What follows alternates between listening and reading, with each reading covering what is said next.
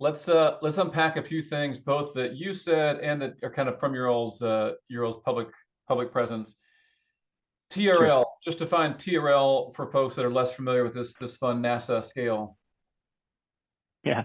Yeah, technology readiness levels are a scale that, as you mentioned, NASA put in place many years ago, primarily to evaluate technology as it's, ready for space flight and usage.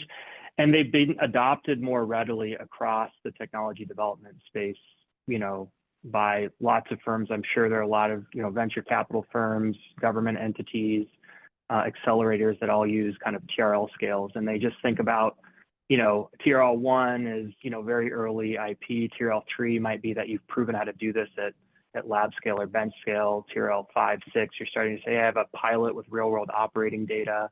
TRL 9 is the top of the scale and is, where things like solar and wind and stuff are at now, on top of like much more traditional technologies, say like gas plants or smartphones or things like that.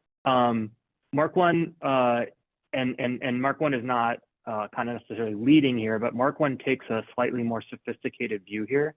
In our opinion, the most important thing about emergent technology is unit economics and pathways to adoption.